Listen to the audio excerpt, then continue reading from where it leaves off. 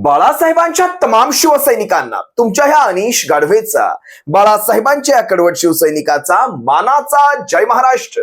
शिवसैनिकांनो, अजूनही शिवसेना एक वादळ या आपल्या हक्काच्या माध्यमाला सबस्क्राईब करायचं राहून गेलं असेल तर तुम्हा सर्व शिवसैनिकांना पुन्हा एकदा कळकळीची विनंती. आता ताबडतोब शिवसेना एक वादळ आपण सर्वांनी लाखोंच्या संख्येने सबस्क्राईब ठेवा. उभ्या महाराष्ट्राच्या कानाकोपऱ्यात तुमच्या माझ्या शिवसेनेच्या ज्वलंत विचारांना पोहोचवणाऱ्या या माध्यमाला आपण सर्वांनी मिळून मोठं करा ही नम्र विनंती करतो. आजचा विषय थोडासा वेगळा आहे शिवसैनिकांनो, कारण लक्षात घ्या, आपण स्वतःला शिवसैनिक म्हणून संबोधतो. शिवसैनिक, कडवट शिवसैनिक, निष्ठावंत शिवसैनिक. पण आपण नेमके शिवसैनिक आहेत कुणाचे? आपण नेमके कुणाचे? जर हा प्रश्न मी तुम्हाला विचारला तर तुमच्यापैकी बऱ्याच जणांचं उत्तर हे सुद्धा असू शकतं, आणि खेदाने मला हे सांगावं लागेल, हे सुद्धा उत्तर असू शकतं की मी अमुक एका व्यक्तीचा शिवसैनिक, मी तमुक एका व्यक्तीचा शिवसैनिक, मी अमुकचा कार्यकर्ता, मी तमुकचा कार्यकर्ता, हे माझे साहेब, साहेबांचा आदेश, साहेब सांगतील ती पूर्व दिशा. पण हे साहेब कोण? अमुक एक व्यक्ती, तमुक एक व्यक्ती. मला खरंच शिवसैनिकांनो इथे बघा, कदाचित आज तुमची माझी मतं काही ठिकाणी वेगळी असू शकतात, सर्वांचीच नाही, पण काही विशिष्ट शिवसैनिकांची मतं वेगळी असू शकतात की स्थानिक भागांमध्ये अमुक व्यक्ती तमुक व्यक्ती आमच्यासाठी झटत असते वगैरे वगैरे. सगळं काही मान्य करतो. पण स्थानिक भागांमध्ये मग असाच जर यालाच जर परिमाण मानायचं झालं तर मग एकनाथ शिंदेला सुद्धा अधिकार दिले होते उद्धव साहेबांनी. मग झालं ना, तेच झालं, जे घडायचं तेच झालं. ज्याला अधिकार दिले तो आपलं अधिकार क्षेत्र बनवत बसला, ज्याला नगर विकासासारखी खाती दिली तो आपलं अधिकार क्षेत्र बनवत बसला, आणि त्याने आपली आपली आपली आपली आपली आपली माणसं पेरली, अगदी वरपासून खालपर्यंत पेरली. आणि ज्या वेळेस माणूस दगा देतो त्यावेळेस ही सारी फळी निघून जाते एकत्र, त्या ठिकाणचा पक्ष शून्य होऊन जातो. मला हेच इथे सांगायचा प्रयत्न करायचा आहे. आज प्रत्येकाला पक्षाने एक अधिकार दिले, मग स्थानिक पातळीवर त्या अधिकारांचा वापर करून तुमच्यासाठी जर कोणी झटत असेल तर याचा अर्थ ती व्यक्ती नाही तर तो पक्षादेश म्हणून झटत असतात ते. आपण शिवसैनिक हे शिवसेना या 4 अक्षरांचे. आपण शिवसैनिक हे बाळासाहेबांचे. आपण कुण्या माणसाचे शिवसैनिक नाही. आपण ठाकरे घराण्याशी प्रामाणिक आहोत, आपण ठाकरेंशी प्रामाणिक आहोत. लक्षात घ्या शिवसैनिकांनो, या गोष्टी कदाचित आज तुम्हाला थोड्या वेगळ्या वाटतील. मी हे सगळं का सांगतो याला एक संदर्भ आहे. काल ज्यावेळेस दहिसर विधानसभेची ज्यावेळेस मातोश्रीवर बैठक घडली, मी बातम्या पाहिल्या काही. आता ह्या बातम्यांमध्ये काय आणि ऍक्च्युअल मध्ये तिथे काय घडलंय मला खरंच माहिती नाही, पण जशी बातमी मी पाहिली त्या बातमीमध्ये असं सांगितलं, उद्धव साहेबांनी एक थेट प्रश्न केला. कारण ज्यावेळेस तेजस्विनी घोसाळकर यांच्या विरोधात शिवसैनिकांची काही मतं तिथे येत होती, म्हणजे बातम्यांमध्ये पाहिले, कारण मी स्वतः तिथे नव्हतो त्यामुळे मी याची एक पुष्टी करू शकत नाही. पण जर हा प्रश्न, बरं, मी हा माझा जो विषय आहे हा फक्त विधानसभा दहिसर याविषयी मर्यादित नाही, मी संबंध महाराष्ट्राविषयी हेच सांगेल. आता हा विषय आहे, लागून आहे म्हणून मी तुम्हाला सांगतो. तिथे शिवसैनिकांचा रोष व्यक्त केला जातो, शिवसैनिकांकडून रोष व्यक्त केला जात होता उद्धव साहेबांच्या समोर. आणि उद्धव साहेबांनी स्पष्ट विचारलं, तुम्ही शिवसैनिक माझे की घोसाळकरांचे? हा एक साधा, आणि शिवसेनेच्या पक्षप्रमुखांनी अतिशय योग्य प्रश्न विचारला. कारण आपण पदाधिकारी आहात शिवसेना या 4 अक्षरांचे, कुण्या व्यक्तीचे नाहीत. काय घडलं एकदा जरा तिथे पहा. त्यांना सवाल केलाय. मातोश्रीवर दहिसर मधील शाखा प्रमुखांसह गटप्रमुखांची बैठक झालेली आहे. बैठकीत तेजस्विनी घोसाळकरांच्या नाराजीबाबत पदाधिकाऱ्यांकडून जाणून घेतलंय. तर आज मातोश्रीवर उद्धव ठाकरेंनी विनोद घोसाळकर आणि तेजस्विनी घोसाळकर यांच्या अपरोक्ष त्यांच्या वार्डातील शाखा प्रमुख आणि गटप्रमुखांना बैठकीसाठी बोलवलेलं होतं. या संदर्भात ताजे अपडेट देत आहेत आपले प्रतिनिधी प्रसाद. नेमकं काय? तेजस्वी घोसाळकर या मी शिवसेना पक्ष हा सोडलेला आहे आणि त्या लवकरच कदाचित भाजपमध्ये सामील होतील अशा प्रकारचं एक केलं जात आहे.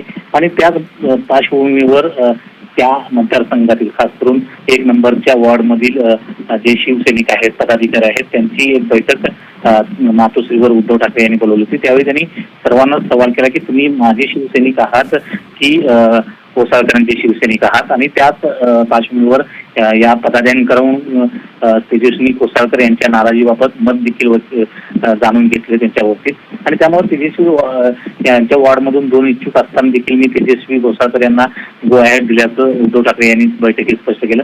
त्यामुळे नक्कीच जर तेजस्वी कोसाळकर पक्ष सोडून जात असतील तर संघटनात्मक ताकद जी आहे ती आहे तिथंच राहावी आणि त्या दृष्टीनं प्रयत्न उद्धव ठाकरे यांनी सुरू केल्याचं पाहायला मिळते. आता मी माझ्या महत्वाच्या विषयावर येतो. हा व्हिडिओ दाखवण्यामागचं तात्पर्य एवढं, कारण महाराष्ट्रामध्ये 2.5-3 वर्षांपूर्वी जो काही प्रकार घडला तो याचाच एक व्यापक रूप म्हणू शकतो किंवा याचाच एक रिझल्ट निकाल म्हणू शकतो. कारण ज्या वेळेस आपण माणसं मोठी केली तर माणूस हा दगा देतो. हा काय करतो? स्वतःचा वैयक्तिक स्वार्थ, लोभ, स्वतःला पाहिजे असलेली पद, आपला परिवार, या परिवाराला कशा प्रकारे मोठा करता येईल आणि खाबूगिरी, या सगळ्यांसाठी पक्ष दावणीला बांधला जातो.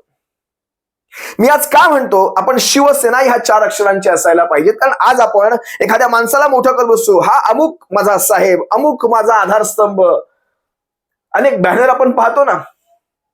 ही अमुक तमुक माणसं ही स्वतःला मोठी करतात, नंतर पळ काढतात.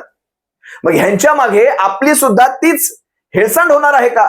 आपण सुद्धा ह्यांच्या मागे पळत सुटणार आहोत का? माणूस गेला, झाला पक्ष रिकामा झाला, पक्ष उताणा झाला म्हणेन मी.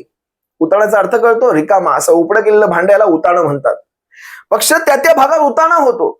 मग ज्या वेळेस आपण त्या माणसाला वारंवार एक गोष्ट सांगत राहू की माणसा, आम्ही शिवसैनिक आहोत, हे शिवसेनेचे बरं का, आज तुझ्या मागे उभे आहोत कारण तू शिवसेनेच्या मागे उभा आहेस किंवा तू शिवसेनेमध्ये उभा आहेस, शिवसेनेसाठी काम करतोय म्हणून आम्ही तुझ्या सोबत उभे आहोत.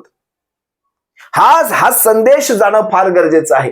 नाहीतर माणसांना वाटतं ही सारी मंडळी, जसं काल परवाचा तो चंद्रहार पाटील नावाचा कोणतो कसला तर पैलवान वगैरे, हे पैलवान असले नसतात, मैदान सोडून पळत नाही, सोडा तो विषय नाही आपला. तो चंद्रहार पाटील म्हणतो 60,000 झालेलं मतदान हे माझं मतदान. मग तुला मतदान करणार आहे, चला शिवसैनिकांच्या मनातही नव्हतं याला मतदान करायचं, पण ठीक आहे, ज्या कुण्या शिवसैनिकांनी चुकून याला मतदान केलं मग ते मतदान म्हणे हे सारं मतदान माझं. स्वतःच्या हिमतीवर जर एकटा अपक्ष जरी उभा राहिला असताना तर तुला 4,000च्या वरचं मतदान गेलं नसतं, 4,000च्या वरचं. लक्षात घ्या. तुम्हाला स्वतः पैलवानांनी सुद्धा मतदान केलं, सगळं पैलवान बिरादरीचं नाव खराब केलं असतं तुम्ही तिथे, जे काही असेल. पण पक्ष म्हणजे आम्ही, स्थानिक भागात पक्ष म्हणजे आम्ही. अगदी राणेने तेच केलं कोकणामध्ये. संबंध कोकण पट्ट्यात स्वतःची माणसं पेरली. ज्यावेळेस शिवसेनेशी बंडाळी केली त्यावेळेस 13-14 आमदार घेऊन निघाले आणि 13 आमदार हाताच्या पंजावर निवडून आणले. कारण इतर कुणाचं लक्ष त्यांनी तिथे वेधूच दिलं नाही. म्हणजे कोकणामध्ये कुणी लक्षच घालायचं नाही. कोकणामध्ये मीच तो हुकुमाचा एक्का. आणि हा माणूस गेला आणि कोकणातली त्यावेळेस शिवसेना त्याने उताणी करून सोडली होती. अगदी तसंच ठाण्यात झालं. आणि ठाण्यातल्या ह्या माणसाने अगदी अचूक हेरलं होतं की कुठल्या काळामध्ये पक्षावर जास्त लक्ष नाहीये. तो काळ होता शिवसेनेच्या पक्षप्रमुखांच्या आजारपणाचा.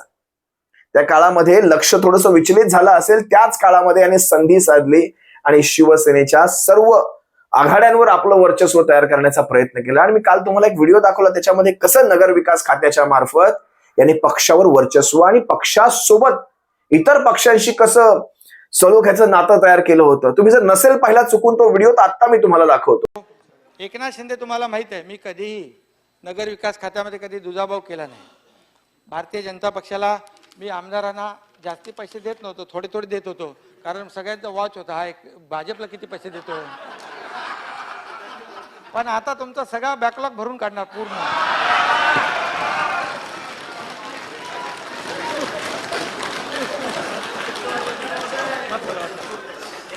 भारतीय आहे शिवसैनिकांना.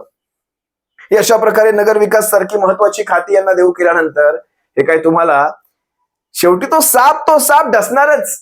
हे डसणारे साप होते आणि विषारी साप होते. चांगलेच डसले शिवसेनेला. असो शिवसैनिकांनो, ज्या चुका झाल्या त्यातून कुठेतरी शिकायचं असतं. आता आपण शिवसैनिक, आपण माणसाचे न राहता कुठल्याही भागात राहा, कुठल्याही नेत्याच्या सोबत काम करा, आपल्या विभागीय नेत्यांसोबत काम करा, आपल्या आमदारांसोबत, खासदारांसोबत, नगरसेवकांसोबत, सरपंचांसोबत काम करा.